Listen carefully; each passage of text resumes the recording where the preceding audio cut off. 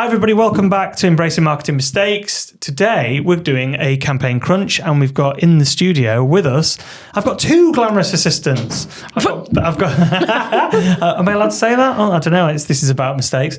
I've got Lauren Smith who sits opposite me and I've got Becca who we were down in London last week. So welcome to the show, guys. Hi. Hello. Now, you're both on the show because A, Will's too lazy to come on the show and talk about this particular subject area, and B, because you guys know this area better than I know it, and we can let the audience hear all about it. So why don't we delve into, what are we talking about today, Lauren? So we're going to look at Maybe, which is Molly Mae's clothing brand, and what they did for like community engagement for their International Women's Day pop-up. So basically, International Women's Day was a while ago now, but Maybe had a bit of a wobble as a clothing brand when it started because it's sort of Molly Mae's brand, so there was a lot of hype around it, a lot of kind of anticipation and stuff. But one of the batches of one of the blazers, I believe, which was like one of the most highly anticipated products, it was delivered to the customers but made with the wrong fabric. So it kind of didn't really stand up to the quality that people were expecting. So they had a bit of a wobble with that, and then there was a backlash, wasn't there? A bit of a backlash, like a PR. I saw her trying to do there was some sort of PR handling of it because the product wasn't good enough. Yeah, there was a few other things as well, wasn't there? Yeah. Also, there might be people out there, my age group, who don't know who Molly Mae. I mean, don't worry, I do know who Molly Mae is, but if you don't know who Molly Mae is the I'd say the biggest female British influencer right now. Yeah, definitely. Yeah. So I think she was an influencer technically before she went into Love Island, but that's where she sort of found fame on Love Island. Can't remember how long ago that was now. Years ago. Was it maybe like 5-6 years ago? Yeah, it's quite a while ago. And she's half of a power couple. Yeah. On off, depending on where we're at. The question mark over that. Who knows what's going on? With Tyson Fury's brother, Tommy, right? That's correct. Yeah. Okay. But she's a businesswoman in her own right, and she's done really well with her success and stuff. So Maybe was the clothing brand that she launched back end of 2024. I had a bit of a wobble, as I said, and then they kind of went a bit quiet, kind of with the comms, just keeping it to BAU, not really doing too much. The core audience for context is kind of like young female busy professionals, like busy women in the UK that are kind of working hard, head down, very much like Molly herself, really. So that's kind of what they've been doing with the comms so far, just keeping it really core to that audience. All of that kind of aesthetic comes through kind of their socials and their activities. But then International Women's Day in March, they wanted to do something to give back to that community again. So kind of in summary, the brand had a pop-up coffee and sweet treats van, which is like perfect for that audience. Like it's a bit of a known thing, and it has been in the past year, that everybody loves like a coffee and a sweet treat, especially the audience. Like I would say that it's we definitely are probably like her the audience. aesthetic as well, isn't it? That she doesn't really drink alcohol a lot, that sort of thing. She doesn't sort of go out and party. She's very much sort of ice latte, sweet treat. Very Gen Z. Yeah, Gen Z. Sort of a bit more slow living. Yeah. And that was like the base of the pop-up, really. It was a van in Lincoln Square in Manchester City Centre, which is where Manchester. Where the brand's based. Right. Yeah, that's where Molly lives. She lives there. She lives in Manchester, right? Yeah. Okay. Yeah. It was in partnership with Sage coffee machines as well, because she has one in her house, which she shows in the documentary. How much is a Sage coffee machine? I think they must start from at least £500, I think. Yeah, they're like top end. Like you can do the ones that they do the proper like roasting and stuff, and you tap down the coffee. And, Shout out to Sage if you want to send a free coffee machine to our office. Oh yeah, we'd love one in there. I'm actually barista trained. This is free advertising for them. They want it to be all over this shit. Okay. Yeah. There was a few partnerships within it, and it's nice because a lot of them it was very well thought through. Basically, was this whole pop-up, like it really aligned with their audience, and was also received really well.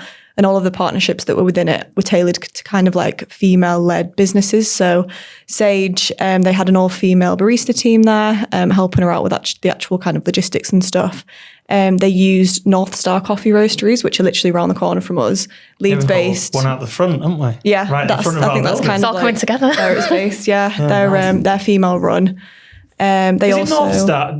I know they've been deviating, but is North Star Coffee called North Star Coffee because they're based in the north, or is it because it comes from?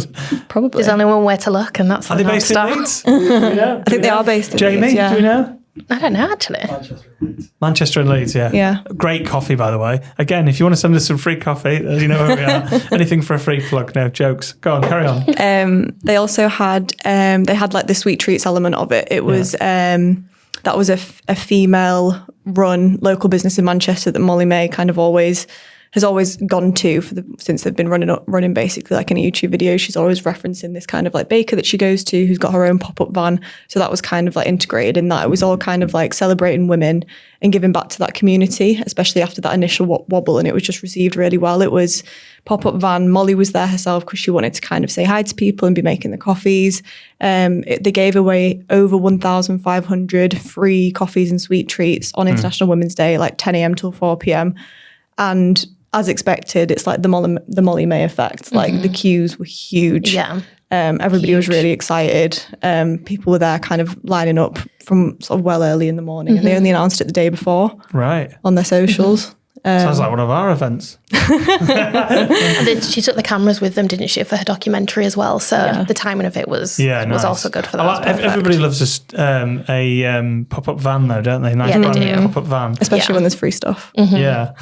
Okay, and so do we know what effect it's had on the fashion brand itself? Have we got any idea of on the business impacts? Obviously, the thing about Molly Mae is she's going to get a lot of hype and influencer sort of credibility and enthusiasm around the brand. Let's queue up going, did they get to meet her when they got a coffee? She was there standing out. Yeah, she was really keen to do that because I know that in one of their initial pop-ups when the brand launched, that was in London, the pop-up was kind of tailored as more of a come and look at the clothes, and Molly was kind of getting mobbed, but she really wanted to be able to say hi to everyone, but she couldn't because there was too many people and it was stopping the flow through the store. So when it came to this one, she wanted to do it totally differently and have the logistics in a way that she could have a bit of a FaceTime with everybody that was coming and getting their coffee. So she was in the van, she was walking around, she was able to kind of speak to everybody, and it kind of, you could see how she took kind of the key learning from that first one and aligned it even more to the brand and what it's about and her impact in it as well. So do we know how Maybe is doing? Maybe. Maybe. Do we know how they're doing? So I think in terms of like ROI of this one, there was, from like a press office perspective, there was a little bit of regional coverage as you'd expect, but I think this was definitely more of like a social first kind of clawing back the reputation kind of activation. Giving back. Yeah, it was like all over TikTok, wasn't it? All over TikTok. Like the UGC was insane. Like it was amazing. From their point of view, they did sort of reels throughout the day on the brand's page. They obviously only did the announcement the day before, but it had obviously an official hashtag and official keywords kind of thing. And where does she sell her products? Is it TikTok Shop or is it direct? Is it direct online on or the what? website? On the website, right? Okay. On the website. Yeah. So yeah, in terms of like ROI, I think it was more of like a community engagement kind of piece and like really just reiterating that they do understand their audience and they want to give back and they want to kind of be in that space and claw back that reputation basically. And I think it worked really well. It just fascinates me if these influencers are making, because you see them popping up with their makeup brands and all these different brands. They're trying to make hay while the sun shines. Whether they do actually make hay or whether but it sounds like she's got loads of hype. Whether all the hype and the publicity and the socials, all the stuff that we do for our brands, whether that has a massive impact on an influencer's fashion brand would fascinate me. I'd love to know how she's doing it by the end of this year. Do you know what I mean? I do think it is interesting with the fashion side of it, to be honest, because she's got other brands which do really well. She's got Filter by Molly Mae, which is a fake tan brand. And is she the global ambassador for Beauty Works? The hair extensions. She's worked with them for a while. She's got her own range. Yeah, so she sort of does other things, but it is interesting with fashion because I think generally I've not heard a lot about Maybe than I thought I would. Yeah, not after the initial kind of wobble with the launch, but I know that with the launch, it did sell out, obviously. Yeah. And I think that's kind of always going to be the case with anything that Molly touches. Yeah, Everybody says everything that Molly touches turns to gold. Yeah. Wowzers. We need to get her on one of our camps. She'd be too expensive, though, wouldn't she? Of course. I hate to think of how much she'd charge to be involved in a campaign. Yeah. What do you reckon? Oh, God, I don't know. 100, 1,000? Oh, yeah. Yeah. Yeah. At least. Yeah. Yeah. Yeah. Well, there you go. Definitely. Because, anything she does, it sells out or, breaks the internet in some sort of way, doesn't it? Yeah. So is there a template or anything so if I'm a marketer listening to this, is there a template that we can follow that she's done that would work? Or is the success purely down to the hype that's behind it, like an influencer like Molly Mae I think it all comes down to authenticity, really, because she's so relatable and she knows her audience so well. Yeah. And she gives a lot away. You know, a lot of influencers are they gatekeep a lot of sort of their personal life, which is obviously fair enough. But I think because she gives so much back with her YouTube videos or now the documentary, and she's so open, that I think that attracts a lot more sort of attention on her in a positive way, and she's sort of more respected and people trust her judgment if it is to do with the product. So I think if you were relating this to a PR campaign or any sort of social content, it always comes back to how authentic you are being to your audience. Yeah, like really understanding the audience. And I think everything that they did with that pop-up was just really thought through and like really to the core of the brand. Like the fact, even it just being like a pop-up in a convenient location where their audience are kind of going about the day to and from work, to the things that they were giving away, the coffee and a sweet treat, which again is totally aligned. The fact it was International Women's Day and kind of everybody that was involved in it, the different kind of brands and collaborations were all focused on kind of women and female led, which again, totally aligns with Maybe, totally aligned with the day. I think it was just like really well thought through. So yeah, to take a learning from it in terms of sort of PR activation, just making sure that everything really aligns with the brand, but also with the core audience and what they want and what they would actually appreciate. So when we last had Becca on the show, she shared her interesting mistake that she'd made, CCing somebody into something quite that they shouldn't have seen. Lauren, is there anything that you want to share that you've been involved in that has not gone entirely to plan? Yeah.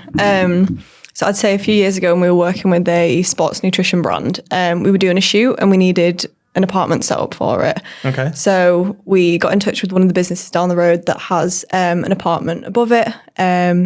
Just told them we were doing a shoot. A penthouse? Not quite a penthouse. It's more like a kind of inside kind of brick wall interior. Trendy. But it's, Airbnb style apartment, but not Airbnb. And they wanted us to come down and confirm the details and stuff. So I was like, okay, fine. So I went down, spoke to the manager, and they said, I just want to confirm, are you filming for porn? And we weren't, just to be clear. We weren't. Just for every record anywhere, we weren't. We were not. It was just first thought. Why did they think we were? I don't know. I've had that before. I don't know. Like it's just a shoot. Like that's not an uncommon thing. To do a video shoot, just for socials, just for a brand campaign. But they were just to be clear, they were happy to have the porn. Interesting. They were already kind of half confirmed before, but then that's what they thought. But it was not that. Right. Well, I think maybe the moral of the story there is to always be clear on your brief to your venue. Just for a brand campaign, and stick to coffee and sweet treats. Sweet treats. Thanks for coming on the show, guys. And Becca, thanks for being a stand-in. Will, you were much more entertaining, and thanks, Lauren, for coming on and sharing your campaign and your fuck up as well. It was good. And thanks everybody for listening. If you like the show, please leave us a review and actually get in touch with us and tell us if you've made a mistake. If you've made a mistake, even if you want to keep it anonymous, drop us a line. We'd love to hear from you and talk about it on the show.